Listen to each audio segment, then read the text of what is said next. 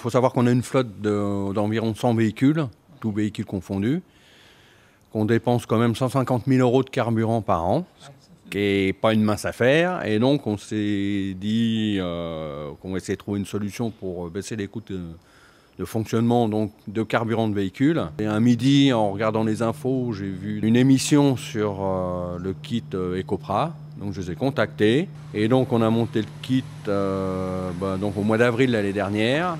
Et grâce à ce kit, on arrive à faire une économie de 16% de carburant donc sur le bus que vous avez derrière vous.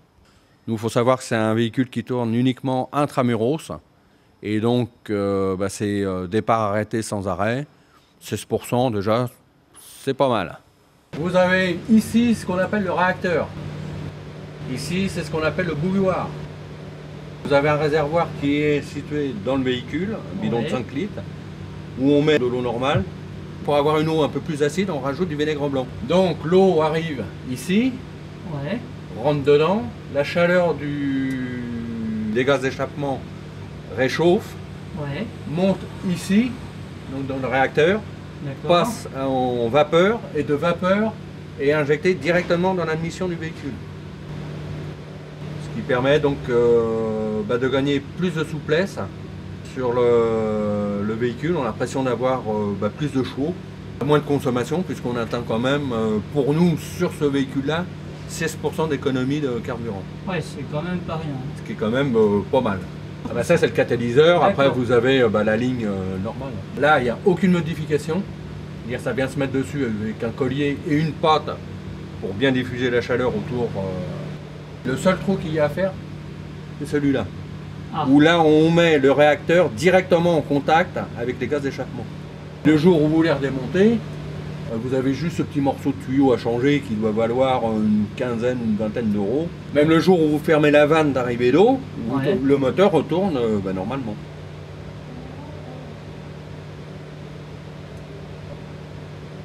On a fait des tests avant montage. Donc on a pris un chiffon blanc, on a mis à la sortie de l'échappement 3 coups d'accélération. Le chiffon était bien noir de rejet à l'échappement.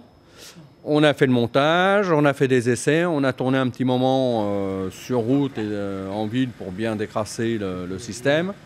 On a refait le même test et au lieu d'avoir un chiffon noir, il était, je dirais, grisonnant.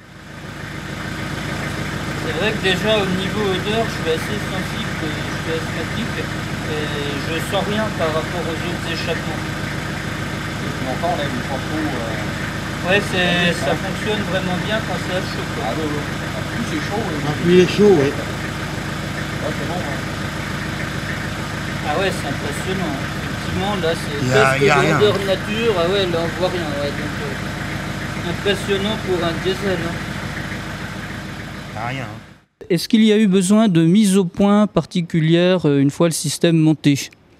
Aucune mise au point, à part poser donc, le bouilloire en sortie d'échappement, insérer le réacteur dans l'échappement, c'est-à-dire tout de suite après le collecteur d'échappement, percer un petit trou sur